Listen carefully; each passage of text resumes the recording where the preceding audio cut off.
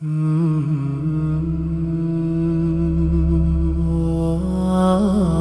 جو بمباری ہو رہی ہے نا، مظلوم مر رہے ہیں، ہمیں ترس آتا ہے تو کیا اللہ کو نہیں آتا ہوگا؟ لوگ دیکھتے ہیں نا ویڈیوز میں بچوں کیسے خون میں لپٹے ہوئے، کیسا دل پگھلتا ہے. آپ کیا سمجھتے ہو اللہ کو کچھ نہیں ہوتا؟ اللہ میں حلم بہت ہے. اللہ کہتے ہیں لا تحسبن اللہ غافلا عما يعمل الظالمون. ہمیں بس اشکال ہوتا ہے نا، اے اللہ تو تو بڑا ظالم ہے، معاذ اللہ کچھ بھی نہیں کر رہا. ہم اپنی حکومتوں سے مطالبہ کرتے ہیں کچھ کرو، لوگوں سے مطالبہ کرتے ہیں کچھ کرو، تو اللہ تو کون سا معاذ اللہ کچھ کر رہا ہے؟ اللہ جواب میں کیا کہتے ہیں؟ لا تحسبن اللہ غافلا عما يعمل الظالمون. ظالم لوگ جو کچھ کر رہے ہیں اللہ کو ہرگز ان سے غافل مت سمجھو. اے اللہ جب تو سب دیکھ رہا ہے، غافل بھی نہیں ہے، عذاب کیوں نہیں دیتا؟ انما یؤخرهم لیوم تشخص فیہ الابصار. اللہ کہتے ہیں میرا حلم ہے، حلم برداشت، میں نے ایک دن رکھا ہے حساب و کتاب کا، اس وقت تک میں ظالم کو مہلت دیتا ہوں. دنیا میں بہت کچھ غلط ہوگا، اس سے بھی زیادہ غلط ہوا ہے دنیا میں. اور اے بھائی پیغمبر زکریا علیہ السلام، پیغمبر کا کتنا بڑا مقام ہوتا ہے. آج کسی ہم جو عبید اللہ بن زیاد کوفہ کا گورنر، اس پہ لعنتیں کیوں بھیجتے ہیں؟ حسین ابن علی کو قتل کیا نا اس نے کربلا میں، نبی کے نواسے کو. پوری دنیا میں کوئی ہے جو اس کا نام احترام سے لے ابن زیاد کا؟ اتنے بڑے بڑے ظلم ہوئے، اللہ نے اسے کچھ کیا؟ وہ پھر بھی گورنر رہا، نہ معزول ہوا، دندناتا رہا، اپنی طبی موت مرا ہے وہ. آپ خود اندازہ لگاؤ، آج کسی نیک آدمی کو کوئی قتل کرتے انسان کی روح کانپ اٹھتی ہے. نبی کے نواسے کے قتل پہ کیا ہوا ہوگا؟ یعنی کیسا، کتنا بڑا جرم ہے نا. اور وہ گردن کاٹ کے نبی کے نواسے کی قاتل نے معاذ اللہ ابن زیاد کے سامنے لا کے رکھی ہے، سامنے لا کے رکھے. کیا یعنی ذرا سا انسان کے سینے میں دل ہو، کانپ جاتا ہے، یہ بات سن کے کانپ جاتا ہے. اور وہ بدبخت کیا کر رہا تھا؟ چھڑی سے آپ کے ہونٹوں کو ٹچ کر رہا تھا. وہاں صحابی رسول نے فرمایا کہ بس کر، میں نے محمد صلی اللہ علیہ وسلم کو کئی بار ان ہونٹوں پہ اپنے ہونٹ رکھتے ہوئے دیکھا ہے. اتنا بڑا مقام ان ہونٹوں کا کہ ان ہونٹوں پہ نبوت کے ہونٹ ٹچ ہوئے ہیں. کتنا بڑا ظلم ہوا. تو کوئی زلزلہ آیا؟ کوئی آسمان پھٹا؟ بولو نا، کچھ بھی نہیں ہوا. کیوں؟ یہ آیت بار بار ہمیں تسلی دیتی ہے، لا تحسبن اللہ غافلا. اللہ کہتے ہیں اللہ کو غافل مت سمجھو، اللہ میں حلم ہے، برداشت ہے. زکریا علیہ السلام تو پیغمبر تھے، کتنے مبارک پیغمبر. قرآن نے کیسا تذکرہ کیا زکریا علیہ السلام کا. سورہ مریم اٹھا کے دیکھو، جس سے پتہ چلتا ہے اللہ کو زکریا علیہ السلام سے کتنی محبت تھی. یا زکریا انا نبشرک بغلام اسمہ یحییٰ لم نجعل لہ من قبل سمیٰ. زکریا علیہ السلام بوڑھے، بیوی 5، ساری زندگی اللہ سے دعائیں مانگتے رہے، محراب میں عبادت کرتے رہے ہیں ساری زندگی. اتنے محبوب پیغمبر. پھر اللہ کہتے ہیں ہم نے زکریا کو بڑھاپے میں خوشخبری دی، انا نبشرک بغلام، اے زکریا تجھے لڑکا بھی ملے گا، اور اس کا نام ہم پہلے سے بتا دیں یحییٰ ہوگا. اور اس نام کا اس سے پہلے اس کائنات میں کوئی شخص، کوئی بیٹا نہیں گزرا. یہ نام بھی ہم سلیکٹ کر کے دے رہے ہیں. اور سیدن و حصورا، وہ سردار ہوگا، انتہائی درجے کا پاک دامن شریف ہوگا. اور یا یحییٰ خذ الکتاب بقوہ، اس کو نبوت ملے گی. کتنے بڑے فضائل زکریا علیہ السلام کے کہ ان کو ایسے بیٹا مل رہا ہے. معمولی تھے کیا جن کو؟ پھر وہ کہہ رہے ہیں اللہ بڑھاپے میں مجھے کیسے بیٹا ملے گا، میری بیوی تو بانجھ ہے بھائی. اللہ جواب میں کیا کہتے ہیں؟ قد خلقتک من قبل، اے زکریا میں نے تجھے پانی سے انسان بنا دیا، تو بڑھاپے میں تجھے اولاد نہیں دے سکتا. پھر اللہ کہتے ہیں میں زکریا کو یہ پروٹوکول کیوں دے رہا ہوں؟ انہم کانوا یسارعون فی الخیرات، زکریا اور اس کی بیوی نیکیوں میں ایک دوسرے سے بڑھ چڑھ کے حصہ لیا کرتے تھے. وَيَدْعُونَنَا رَغَبًا وَرَهَبًا، راتوں کو اٹھ کے ہمارے سامنے ہاتھ پھیلا کر ہم سے جنت مانگا کرتے تھے اور جہنم سے پناہ. یعنی نیک لوگوں کی ساری صفات کس میں تھیں؟ زکریا علیہ السلام میں. حشر کیا بنی اسرائیل نے ان کا. زکریا علیہ السلام کو اس بڑھاپے میں دشمنی میں پکڑ کے ان کے سر پہ آرا چلا کے 2 ٹکڑے کیے. کوئی عذاب نہیں آیا اللہ کی طرف سے. سمجھ میں نہیں آ رہی بات؟ تو آپ کیا سمجھ رہے ہوگے اللہ ایسے ہی بیٹھا ہوگا، اس کو غصہ نہیں آ رہا ہوگا؟ اے بھائی اللہ یہ کہہ رہا ہوگا میرے پیغمبر کو تم نے اس طرح سے چیر دیا، کچھ بھی نہیں ہے. نا نا نا نا، اللہ کہہ رہا ہے آنے دو. آنا کس کے پاس ہے؟ میرے پاس. تو اللہ کا غضب انسانوں کے غضب سے کروڑہ گنا زیادہ، لیکن وہ غضب کا اظہار کیوں نہیں کرتا فوراً؟ کیونکہ اس کا حلم یعنی اس کی برداشت انسانوں کی برداشت سے کروڑا گنا زیادہ. تو اللہ نے اپنے غضب کے اظہار کے لیے جہنم کی آگ بنائی ہے. اسی سے یہ بھی پتہ چل گیا کہ اللہ نے آخرت میں اتنا سخت عذاب کیوں رکھا ہے. یہ سخت عذاب اللہ کے غضب کا اظہار ہے. جب اللہ ہے تو اس کی ہر طاقت انسانوں سے کروڑا گنا زیادہ, تو اس کا غضب بھی انسانوں سے کروڑا گنا زیادہ, اور اس کی رحمت بھی انسانوں سے کروڑا گنا زیادہ ہے. تو اس کی رحمت کا اظہار جنت کی صورت میں ہوگا, جس سے پتہ چلے گا کہ رحمت کہتے کس کو ہیں, اور اس کا غضب ظاہر ہوگا آگ کی صورت میں, جس سے پتہ چلے گا کہ غضب کہتے کس کو ہیں. تمہیں کیا پتا کہ غصہ کیا ہوتا ہے؟ دیکھو ایک کمزور آدمی جب یا جو غریب آدمی کسی کو دعوت دیتا ہے تو کیسے دعوت دے گا؟ تو کہے گا کبھی ہمارے پاس آنا, ہم آپ کو کھانا کھلائیں گے. آپ کے ذہن میں آئے گا کہ دال چاول کھلا دیں گے, بریانی کھلا دے گا. بڑا سیٹ جب کہے گا نا بیٹا ہماری دعوت میں آنا, پتا چلے گا کہ دعوت کہتے کس کو ہیں. اور جو بڑا بدماش ہوتا ہے وہ جب ناراض ہوتا ہے نا, وہ کہتا ہے بیٹا ابھی تو نے غصہ دیکھا نہیں ہے, جب میں تجھے ٹارچر کروں گا نا تجھے پتا چلے گا کہ میرا غصہ ہے کیا. یہ تو انسانوں کے غصے ہیں. تو اللہ نے آگ میں جلانے کا انتظام کیا. اللہ ہم سب کو اس آگ سے بچائے. یہ آگ کیا ہے؟ اللہ کے غضب کا اظہار ہے. یہ ایتھیسٹ لوگ کہتے ہیں نا جہنم میں آگ کیوں؟ بھائی اللہ کے غضب کا اظہار ہے, تو وہ اللہ ہے تو اس کے غضب کا اظہار ایسے ہی ہوگا. تو اللہ کہتے ہیں جب یہ انگلیاں چبائیں گے تو اللہ کہے گا جب تمہیں اللہ کی طرف بلایا جاتا تھا تو آج تمہیں اپنے اوپر جتنا غصہ آ رہا ہے ہمیں تم پر اس سے بھی زیادہ اس وقت غصہ آتا تھا. فتکفرون, تم جب انکار کرتے تھے. تو وہ جواب میں کیا کہیں گے؟ ربنا امتنا سنتین واحییتنا سنتین, اے اللہ تو نے ہمیں 2 دفعہ موت دی, ہم نے اپنی آنکھوں سے دیکھ لیا. ایک موت تو ہماری پیدائش سے پہلے, وہ بھی ہم مردہ ہی تھے نا, اور پیدا کر کے تو نے ہمیں دوبارہ موت دی. یہ 2 قدرت دیکھی ہم نے. پھر تو نے ہمیں 2 زندگیاں دیں. ایک زندگی تو ہم نے دیکھ لی تھی, دوسری ہماری سمجھ میں نہیں آتی تھی کہ بار بار کہتے تھے کون پیدا کرے گا, دوبارہ کیسے پیدا ہوں گے. تو خود اپنی بے عقلی بتا رہے ہوں گے کہ جو موت دے کے زندگی دے سکتا ہے وہ دوبارہ زندہ کیوں نہیں کر سکتا. تو کہیں گے اللہ ہم نے دوسری زندگی بھی اپنی آنکھوں سے دیکھ لی, مان لیا کہ حساب و کتاب ہے, لیکن اس وقت ماننے کا کوئی فائدہ نہیں ہوگا. تو اس لیے میرے بھائی اللہ کی نظر میں سب سے زیادہ ویلیو کس کی ہے؟ اللہ کے آرڈر کی. تو یہ نہیں دیکھا کرو کہ اس سے ہوتا کیا ہے. بھائی اگر ہاں اللہ نے بعض دفعہ آرڈر میں خود ہی لچک رکھ دی ہے, اللہ نے کہا یہ آرڈر ہے ضروری نہیں ہے. جیسے اللہ میاں نے ترغیب دے دی 4 شادیاں کرو, آرڈر دیا, لیکن بتا دیا فرض نہیں ہے, ورنہ سب چوڑے میں آ جاتے. ترغیب دے دی, فرض نہیں کیا. فرض کر دیتے خوش تو بہت ہوتے آپ اوپر اوپر سے, جب کرنے جاتے تو پتہ چلتا ہے یار یہ ہو کیا گیا ہمارے ساتھ. ٹھیک ہے نا, ترغیب دے دی کہ کرو, اچھی بات ہے. بعض چیزیں اللہ نے ترغیب نہیں دی ہیں, وہ آرڈر دیا ہے. نماز کیا ہے؟ آپشنل نہیں ہے, فرض ہے. داڑھی رکھنا کیا ہے میرے بھائی؟ فرض ہے, یہ آپشنل نہیں. غامدی صاحب نے تو انکار کر دیا, دین غامدی صاحب سے نہیں لو, علماء سے لو. بخاری مسلم کی واضح حدیثیں, اعفوا اللحا, داڑیاں بڑھاؤ, ہمت کر کے رکھ لو داڑھی. نظر کی حفاظت کرنا کیا ہے؟ آپشنل نہیں ہے, کیا ہے بھائی؟ فرض ہے. اور اگر غلطی ہو تو توبہ کرو اللہ سے. یا قوم استغفروا ربکم, نوح علیہ السلام نے قوم سے کہا غلطی ہو گئی ہے, تو اس کا بھی اللہ نے تلافی کا طریقہ رکھا ہے. میری قوم اللہ سے توبہ کرو, اکڑ تھوڑی جاؤ, ہم سے غلطی ہوتی ہے بس چھوڑا یار. ایک آدمی نے مجھے کہا مجھے فحش فلموں کی عادت ہے, اب میں توبہ کر کر کے تھک گیا ہوں, مجھ سے نہیں چھوٹ رہا. میں نے کہا ٹھیک ہے, پھر اللہ سے تجھے معاف کرنا بھی نہیں ہو رہا. اب تو توبہ کر کر کے تھک سکتا ہے, تو اللہ کہے گا کہ جب تجھ سے توبہ نہیں ہو رہی ہے تو میں کوئی معاف کرنے کا میں نے ٹھیکہ نہیں لیا ہوا. انلزمکموہا وانتم لہا کارہون, جب اللہ معاف کرنے کے لیے تیار ہے تو پھر وہی گالی نکل رہی ہے منہ سے, کیا کریں؟ تو کم بخت کر لینا توبہ. ابے تیرے سے 100 دفعہ گناہ ہو گیا, اللہ کہہ رہے ہیں 101ویں دفعہ توبہ کر, آئندہ نہیں کروں گا. عزم کر اور بچنے کے اسباب اختیار کر, میں 101ویں دفعہ بھی کیا کروں گا؟ معاف کروں گا. پھر بچنے کی کوئی لڑتا رہے یار, ساری زندگی شیطان سے پھڈا ہے تیرا. کلابازیاں شیطان کو تو کبھی گرا دے, کبھی شیطان تجھے پھڈا رہے. جس دن تو نے ہتھیار ڈال دیے نا کہ مجھ سے نہیں ہوتا, اللہ کہے گا پھر مجھ سے بھی نہیں ہوتا. صحیح ہے نا؟ جب تک عاجزی دکھاتا رہے گا نا, لڑتا رہے گا اللہ سے. اللہ سے لڑنے کا مطلب معافیاں مانگتا رہے گا. تو اللہ کہتا ہے 100 دفعہ توبہ ٹوٹے, 101ویں دفعہ بھی قبول کروں گا میں. جہاں ہتھیار ڈال دیے مفتی صاحب مجھ سے نہیں چھوٹ رہی, میں چھوڑو یار, اب تو بس چھوڑو, پھر جاؤ جہنم میں, اللہ کہے جاؤ.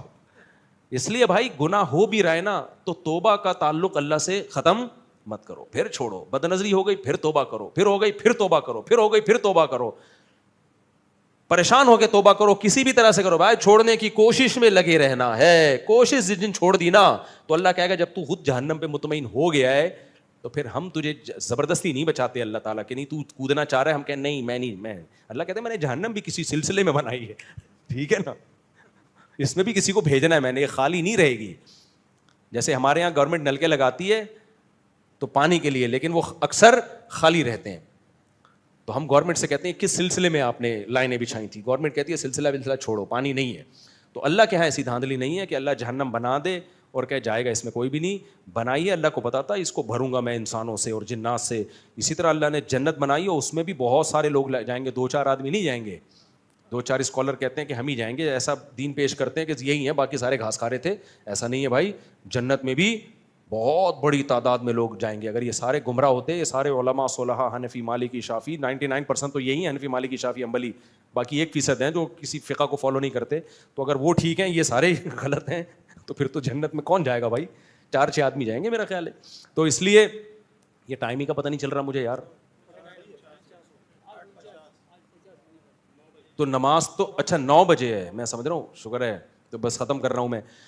تو میں ٹاپک کہاں سے لے کے چلا تھا کدھر نکل گیا میرے بھائی. اس لیے کہاں سے ہم چلے تھے, وہ جو قرآن کی آیت پڑھی تھی نا کہ اصل تو اللہ نے نافرمانی کی یہ برائی ہر جگہ اللہ نے بتائی ہے کہ جو مذہب کو نہیں مانتے خوشیوں میں اترانے لگتے ہیں اور غموں میں وہ ہاتھ پاؤں ان کے مایوسی ہوتے ہیں. فیئوس قنوط, مایوس ہو جاتے ہیں. تو خوشیوں میں اترانا نہیں ہے, نعمت ملے اللہ کی بھیک سمجھنا ہے. کیا سمجھنا ہے؟ بھیک. اللہ کا شکر ادا کرنا ہے, گناہوں سے اور دور ہونے کی کوشش کرنا ہے, اپنے غریب رشتہ داروں کو گھٹیا نہیں سمجھنا, ان سے تعلق ختم نہیں کرنا, اور جب پریشانی آئے تو بوکھلانا نہیں ہے. کیا کہنا ہے؟ انا للہ و انا الیہ راجعون, ہم اللہ کے لیے اور ہم نے لوٹ کے کس کی طرف جانا ہے بھائی؟ اللہ کی طرف جانا ہے. صبر کرنا ہے اس پہ, بوکھلانا نہیں ہے بھائی. جو مقدر میں تھا ہو گیا, اور ہمیں تو ویسے بھی پریشانیوں میں اس لیے جزا فضا کی اجازت نہیں ہے کہ ہم کون سا اتنے نیک ہیں کہ اللہ میاں ساری چیزیں ہماری سیٹ کر کے چلائے. یا تو ہم سارے بالکل چھٹ چھٹ چل رہے ہوتے نا, ایک کام تو ہم کرتے نہیں اللہ کے کہنے پہ. پریشانی آتی ہے تو پھر اللہ سے شکایت, یہ کیوں ہو رہا ہے میرے ساتھ؟ تو بھائی تم کون سا ٹھیک چل رہے ہو؟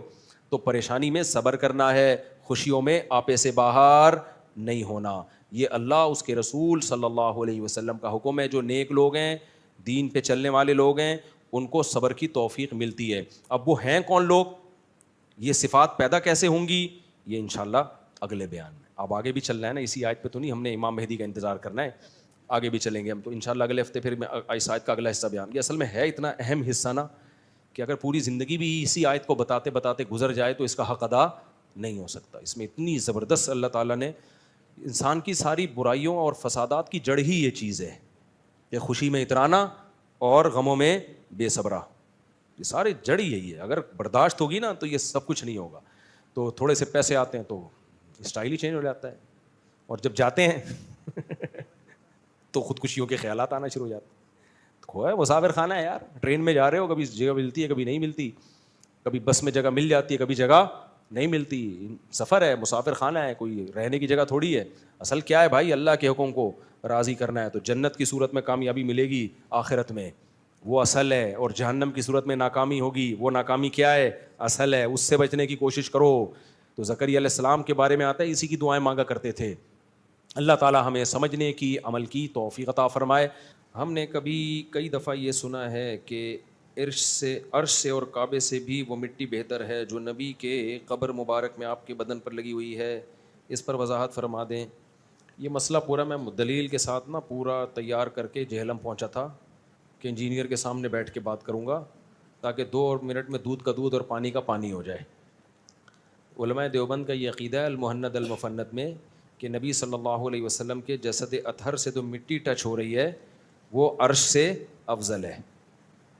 دیکھو, کچھ عقیدے اسلام کے بیسک اور بنیادی عقیدے ہیں.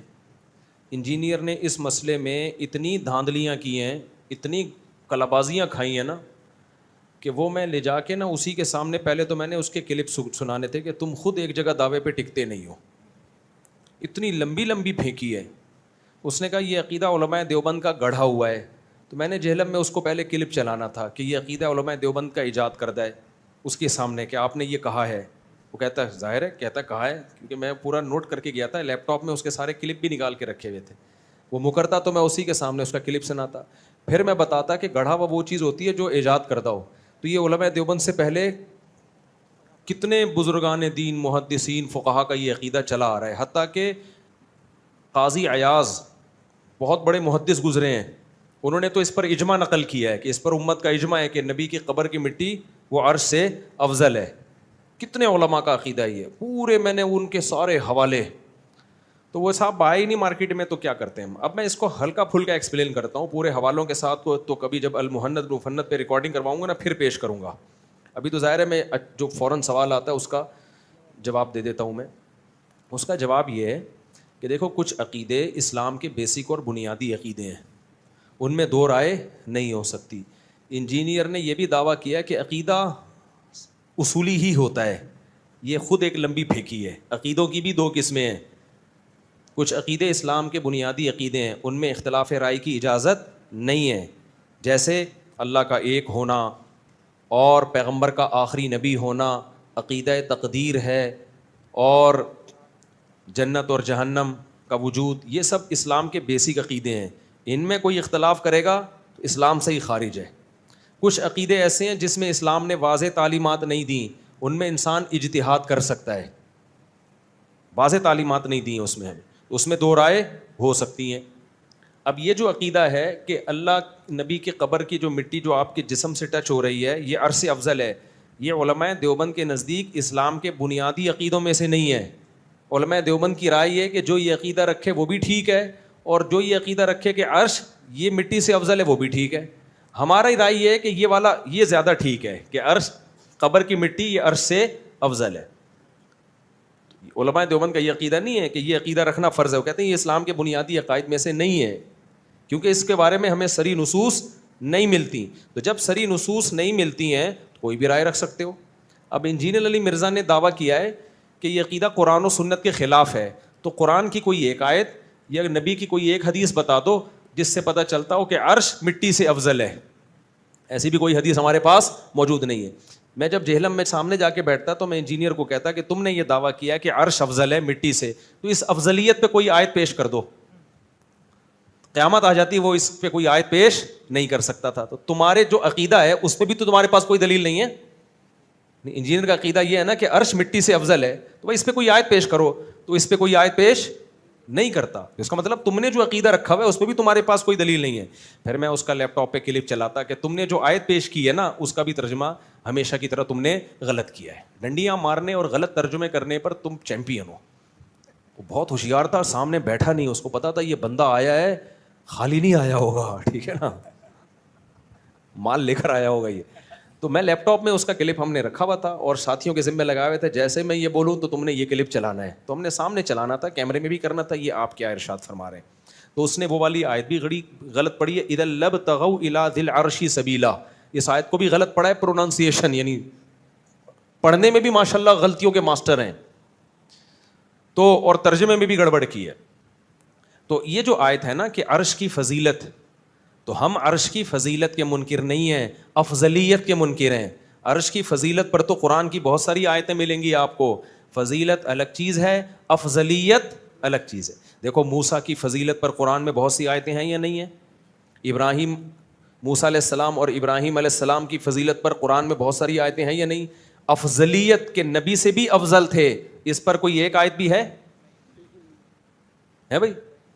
افضل کہتے ہیں دوسرے کے مقابلے میں، یعنی تمام پیغمبروں کے مقابلے میں. ابراہیم علیہ السلام فضیلت والے ہیں، تمام پیغمبروں کے مقابلے میں افضل نہیں ہیں. تمام پیغمبروں کے مقابلے میں افضل محمد صلی اللہ علیہ وسلم ہے. تو عرش کی فضیلت کا کوئی منکر نہیں ہے. کیا عرش قبر کی مٹی سے افضل ہے یا افضل نہیں ہے؟ نہ اس کے نہ ہونے پر کوئی قرآن و سنت میں دلیل ہے، نہ ہونے پر کوئی دلیل ہے. جب نہ ہونے پر ہے نہ ہونے پر ہے تو پھر جو عقیدہ رکھ لو. سمجھ رہے ہو؟ کوئی بھی عقیدہ اس میں قرآن و سنت کے خلاف نہیں ہے. اب ایک عقلی دلیل رہ جاتی ہے جو انجینئر نے دی ہے، جو انجینئر جیسے لوگ دیتے ہیں، وہ یہ کہ بھائی نبی کی قبر کی مٹی افضل اس لیے کہی جاتی ہے نا کہ نبی کی مٹی جسم سے ٹچ ہوتی ہے، تو عرش کس سے ٹچ ہوتا ہے؟ اللہ سے. تو ٹچ ہونے کی بیس پر اگر فضیلت دی جائے گی تو عرش کو دی جائے گی. اس کا جواب میں پہلے دے چکا ہوں، یہ لیکن ڈھیٹ لوگ بہت ڈھیٹ ہیں.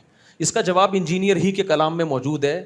اگر میں جہلم میں اس کے سامنے بیٹھتا، وہ مجھے بیٹھنے دیتا، تو میں اسی کا کلپ چلاتا کہ تم خود اس کے قائل ہو. اس نے خود اپنے کلپوں میں یہ اعتراف کیا ہے کہ عرش پر اللہ ہے لیکن اس کی کیفیت ہمیں معلوم نہیں ہے. اس کو یوں نہیں بیان کیا جا سکتا کہ عرش اللہ کی ذات سے ٹچ ہو رہا ہے, یہ کیفیت بیان نہیں کی جا سکتی ہے. اللہ عرش پر ہے کما ہو اللہ اقم بشانی ہی, جیسے کہ اس کی شان ہمیں نہیں پتا, جبکہ جو مٹی جسم سے ٹچ ہو رہی ہے اس کی کیفیت ہمیں معلوم ہے. تو یہاں ٹچ ہونا یقینی ہے, وہاں کا کیفیت مجہول ہے. اس لیے یہ 100% دلیل بنتی نہیں ہے کہ عرش کو اس بیس پہ ترجیح دی جائے کہ وہ اللہ سے ٹچ ہو رہا ہے. بھائی اس کی تو ٹچ ہونے کی کیفیت ہم بیان نہیں کر سکتے, یہاں ٹچ ہونے کی کیفیت ہم بیان کر سکتے ہیں, اس لیے اب یہ مبہم ہو گئی بات. تو اب نتیجہ ایک ہی نکلے گا, عرش بھی اللہ کی مخلوق جو بہت فضیلت والی, اور پیغمبر کی کے جسم سے جو مٹی ٹچ ہو رہی ہے وہ بھی اللہ کی مخلوق, وہ بھی بہت فضیلت والی. تو اللہ کی ایک مخلوق کو اگر کوئی اللہ ہی کی دوسری مخلوق پر ترجیح دے تو نہ یہ بدعت ہے, نہ یہ گمراہی ہے, نہ یہ شرک ہے. اللہ پہ ترجیح دیں گے تو شرک ہوگا. اللہ پہ کون ترجیح دے رہا ہے بھائی کہ نبی اللہ سے افضل یا نبی کی مٹی اللہ سے افضل؟ اللہ سے تھوڑی, ہم کس سے ترجیح دے رہے ہیں؟ عرش سے. تو عرش بھی تو مخلوق ہے نا اللہ کی, اللہ نے بنایا. پیغمبر کو بھی کس نے بنایا؟ اللہ نے بنایا. اور اس مٹی کو جو پیغمبر سے ٹچ ہو رہی ہے اس کو کس نے بنایا؟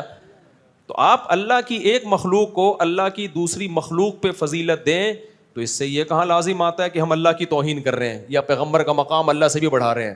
نہ, پیغمبر کا مقام اللہ کی مخلوق سے بڑھا رہے ہیں, اور پیغمبر کے جسم سے ٹچ ہونے والی مٹی کو ایک اللہ کی مخلوق پہ فضیلت دے رہے ہیں ہم.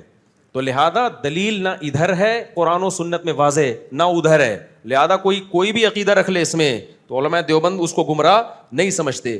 اب سوال پیدا ہوتا ہے کہ علماء دیوبند نے یہ والا عقیدہ پھر کیوں رکھا؟ بھائی جب دونوں عقیدے رکھے جا سکتے ہیں تو علماء نے اس کو ترجیح کیوں دی؟ اس کی وجہ یہ ہے کہ علماء دیوبند فرقہ پرست نہیں ہے, انہوں نے کوئی نئے فرقہ نکالا نہیں. انہوں نے کہا جو سارے شافعی, حنبلی, مالکی, حنفی, جتنے بھی مجتہدین, ائمہ, محدثین گزرے, چونکہ سب کا یہی عقیدہ تھا لہذا ہم بھی کیا رکھتے ہیں؟ یہی عقیدہ رکھتے ہیں. 1.5 اینٹ کی مسجد نہیں بناتے ہم. جن کو 1.5 اینٹ کی مسجد بنانے کا شوق ہے انہوں نے کہا نہیں یہ والا نہیں ہے. حتیٰ کہ ابن تیمیہ رحمہ اللہ جو اتنے متشدد اور سخت سمجھے جاتے ہیں, انہوں نے بھی اس عقیدے میں صرف اتنا اشکال کیا ہے کہ اجماع کا دعویٰ محل نظر ہے بس, کہ اس پہ یہ کہنا کہ عرش قبر کی مٹی یہ عرش سے افضل ہے, اس پہ اجماع کا دعویٰ کرنا محل نظر ہے. لیکن ان سے پہلے جتنے علماء گزرے ہیں انہوں نے تو اجماع کا دعویٰ کیا ہے بہت سونے. تو یہ عقیدہ تو, اور آپ جاؤ, آپ کہتے ہیں یہ علماء دیوبند کا ہے, عرب کا بھی یہی ہے. آپ جاؤ وہاں کویت کی جو علماء کی کمیٹی ہے, یہ سارے ریفرنسز میں نے نکال کے رکھے ہوئے تھے رجسٹر میں, ابھی بھی پڑے ہوئے ہیں میرے پاس. ضائع نہیں, بکری نے نہیں کھائے, وہ بھی پڑے ہوئے ہیں. ہمارے پاس ٹائم نہیں ہے نا, تو جیسے ٹائم ملے گا انشاءاللہ ہم اس کو ڈالیں گے. ٹائم اس لیے نہیں ہے کہ ہم فارغ ہیں, ہم اس لیے کہ ہم اور دوسرے کاموں میں مشغول ہیں, وہ بھی دین ہی کے کام ہیں. تو یہ تو صرف اسی کام کے لیے بیٹھا ہوا ہے نا. ہمیں تو واعظ و نصیحت, ابھی پھر میرا باہر کا ملک کا دورہ ہونے والا ہے, وہ پتہ نہیں 15 دن کا, 1 مہینے کا, کئی ملکوں کے دورے ہیں. تو یا تو ہم وہ دورے چھوڑ دیں, یہی کرتے رہیں, اسی کو پکڑ کے بیٹھے رہیں. یہ تو بند کمرے میں بیٹھا ہوا ہے تو پھینکتا رہے گا. تو لیکن وہ پورا میرے پاس تیار پڑا ہوا ہے مال, کبھی بھی جوش آیا ڈال دوں گا نیٹ پہ میں, ٹھیک ہے نا. اس کے پاس جواب نہیں ہے, بالکل کوئی جواب نہیں ملے گا اس کو بیچارہ. ہم تو سامنے بیٹھتا نا تو ہم چلاتے کائنڈلی یہ آپ کیا کہہ رہے ہیں, یہ آپ کیا کہہ رہے ہیں. آپ تو خود مان رہے ہیں کہ عرش پر اللہ کی ذات ایسی ہے کہ اس کی کیفیت ہمیں معلوم نہیں ہے. جب معلوم نہیں ہے تو یہاں ہمیں معلوم ہے, تو یہاں ٹچ ہونا کیا ہے؟ میں بھی اسی کا قائل ہوں کہ اللہ عرش پر ہے, لیکن کما ہوا لائقم بشانی, اس کی کیفیت میں ہم پڑھتے ہی نہیں ہیں, بس اللہ عرش پر ہے, ہمیں نہیں پتا کیسے ہے.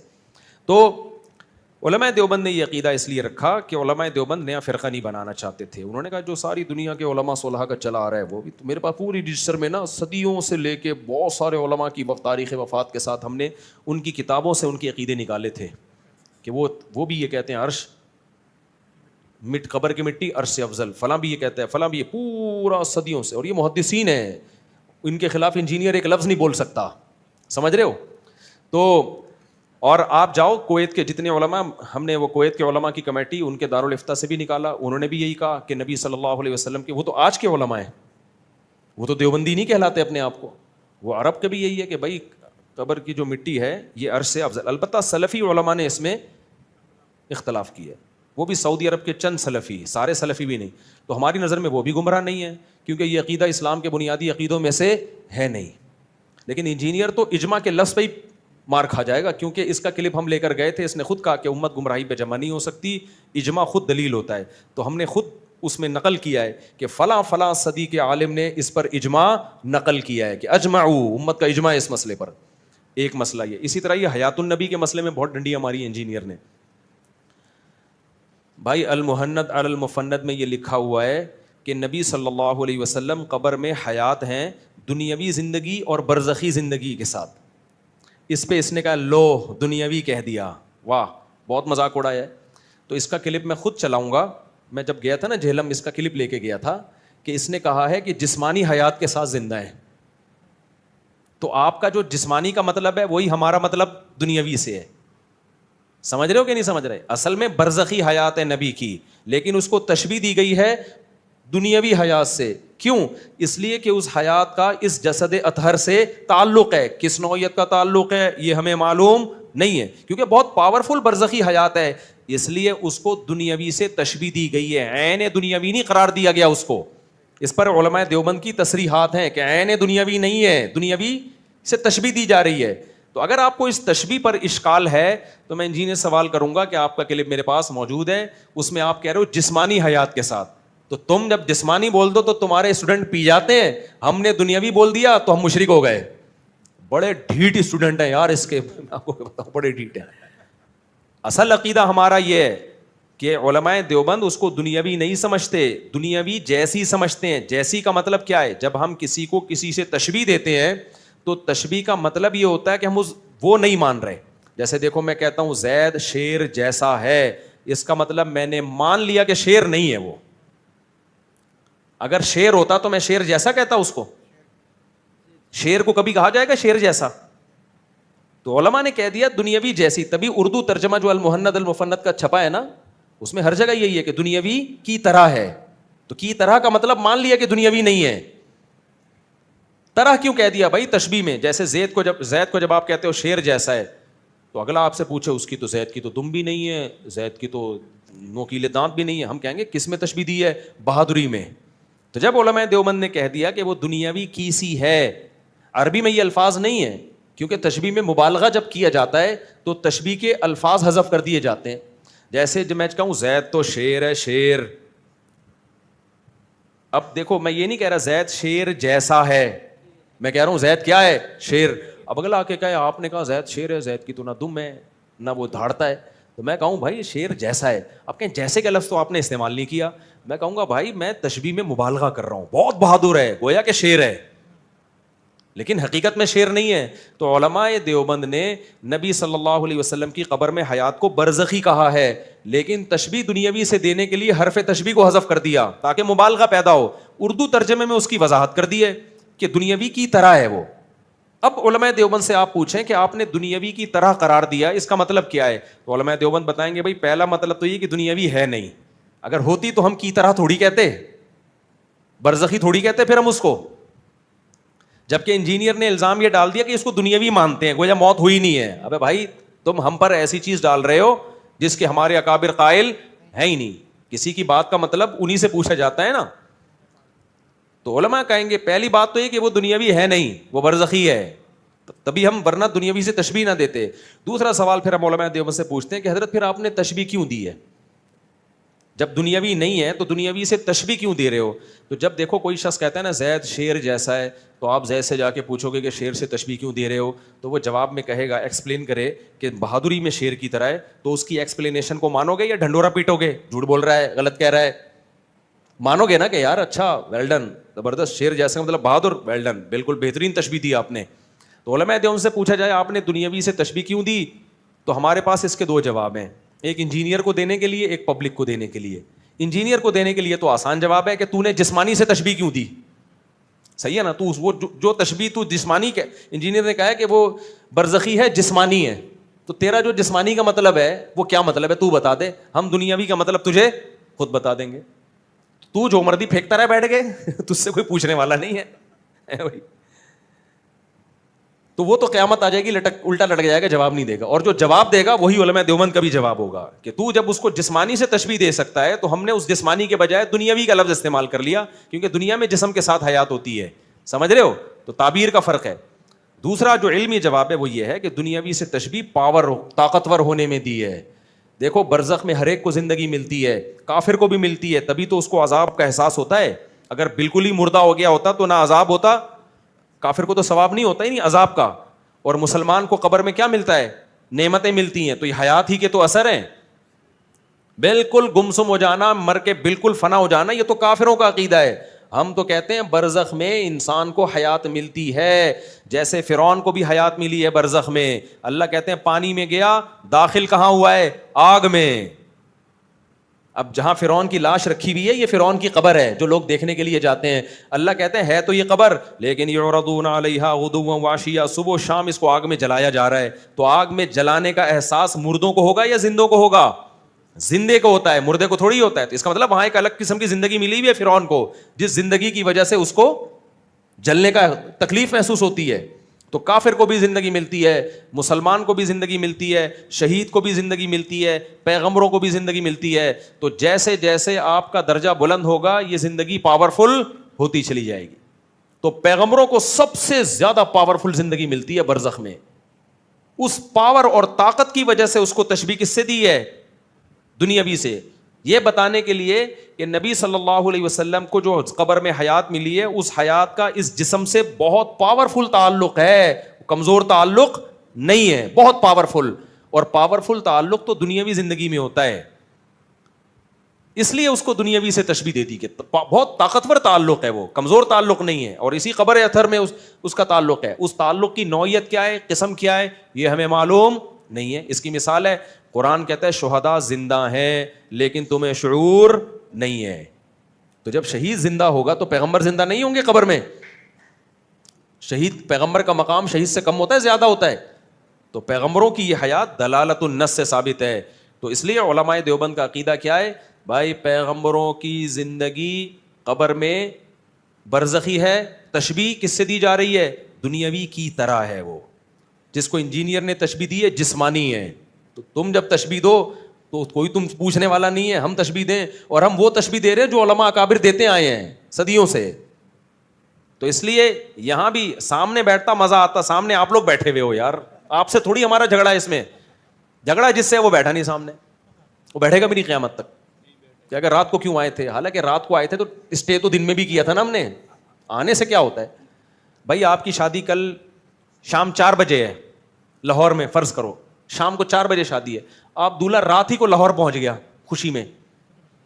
اب لڑکی والے رشتہ توڑ دیا, رات کو کیوں آئے تم, رات کو کیوں آئے؟ وہ بولے گا بھائی آیا رات کو, شادی تو 4 بجے ہی ہوگی نا دن میں. تو میں اگر جہلم رات کو گیا تھا تو بھائی بحث ہم نے رات 2 بجے تھوڑی کرنی تھی. بحث کے لیے آپ بتا دیتے اتوار کو اکیڈمی میں آ جاؤ 2:30 پہ.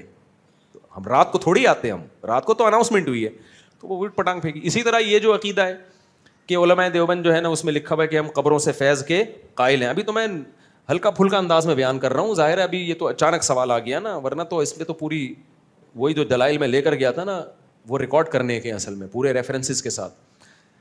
تو یہ جو علماء دیوبند پہ اس نے اعتراض کیا ہے کہ علماء دیوبند نے یہ لکھا ہے کہ ہم قبروں سے فیض کے قائل ہیں, اس طریقے پہ نہیں جو عوام کا طریقہ ہے, اس طریقے پہ جو خواص کا ہے. تو دیکھو یہ کہتا ہے دیکھو علماء دیوبند بھی قبروں سے مدد مانگنے کے, بھائی کس نے لکھا ہے کہ استمداد کے قائل ہیں؟ استمداد, مدد طلب کرنا قبروں سے الگ چیز ہے, فیض الگ چیز ہے. اور آگے علماء نے بیان کر دیا دیکھو جب بھی کسی سے فیض حاصل کیا جاتا ہے اس کی 2 قسمیں, ایک اسباب کے تحت اور ایک اسباب سے ہٹ کے. اسباب کے تحت جب آپ کسی سے فیض حاصل کرتے ہو یہ شرک نہیں ہے. شرک ہمیشہ اس کو کہا جاتا ہے تو اسباب سے ہٹ کرو. جیسے مدد مانگنا, یہ بھی تو ایک فیض ہے نا, میں آپ سے مدد مانگتا ہوں پانی لے کر آؤ, آپ اسباب کے تحت چلتے ہوئے جاؤ گے, کولر سے نلکے سے پانی کھولو گے لے آؤ گے, یہ شرک کہلائے گا کیونکہ یہ اسباب کے تحت آ رہا ہے.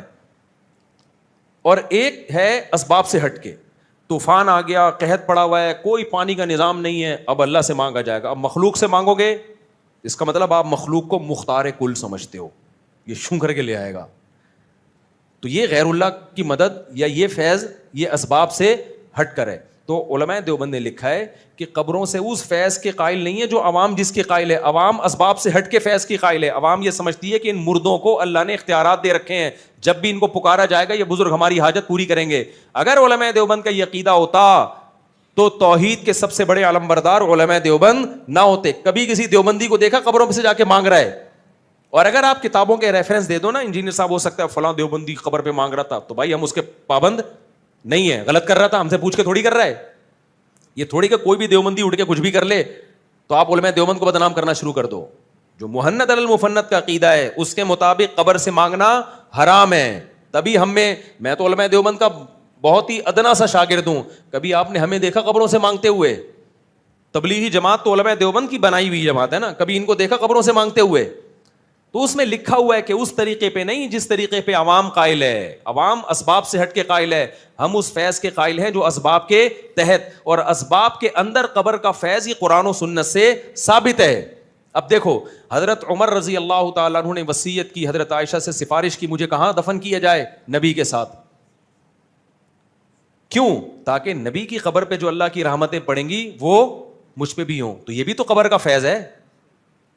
سمجھ میں آ رہی؟ آدمی کے ساتھ ہم دفن ہو تاکہ اس قبر کا فیض ملے. فیض ملنے کا مطلب کیا ہے آپ کو نہیں پتا, ہم سے پوچھو. فیض ملنے کا مطلب جو اسباب کے تحت جو اللہ دے گا, یہ بزرگ نہیں دیں گے کہ بھائی اللہ ان کی قبر پہ جو رحمت بھیجے گا وہ رحمت ہماری قبر پہ بھی ہوگی. تو یہ بھی تو فیض کی ایک قسم ہے.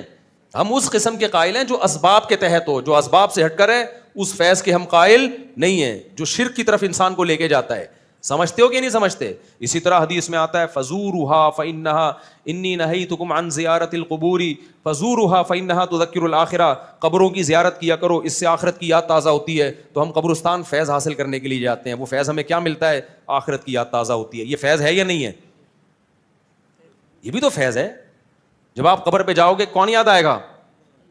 تو یہ اسباب کے تحت فیض ہے. تو علماء دیوبند اس فیض کے قائل ہیں جس کی کوئی لاجک ہو اور اسباب کے تحت ہو. جو اسباب سے ہٹ کے فیض ہے اس کے ہم قائل نہیں ہیں. ہوتے تو ہم قبروں میں جاتے ہیں, ہم تو قبروں سے روکتے ہیں لوگوں کو. ہم تو شب برات میں نہیں جانے دیتے جب ساری دنیا جا رہی ہوتی ہے. نہیں آئی بات میرا خیال ہے. میں نے تو فالج والے کا واقعہ سنا ہے نا, میرے پاس آیا کہ میرا آدھا دھڑ فالج زدہ ہے, میں ایک بزرگ کی قبر پہ جانا چاہ رہا ہوں. تو مجھے بہت لوگوں نے کہا مزار پہ جاؤ گے تو یہ ہو جائے گا. میں نے کہا جس کی قبر پہ جاؤ گے ان کے تو دونوں دھڑ کام نہیں کر رہے, وہ تمہارا آدھا دھڑ کیسے ٹھیک کریں گے؟ ہمارے اکابر کا تو یہ عقیدہ ہے. کبھی دیکھو مولانا شلبی تھانوی کی قبر پہ کوئی گیا ہو دعائیں مانگنے, ان سے سادہ سی قبر ہے. جتنے میرے اکابر ہندوستان میں, ایک بالش قبر اور بالکل سادہ. دارالعلوم کرنگی چلے جاؤ, جامعۃ الرشید کا قبرستان ہے قریب میں, وہاں چلے جاؤ, کسی قبر پہ آپ کو کوئی مدد مانگتا ہوا نظر نہیں آئے گا. دوستو اگر ویڈیو پسند آئی ہو تو ویڈیو کو لائک, چینل کو سبسکرائب اور بیل آئیکن کو پریس کر دیں. شکریہ.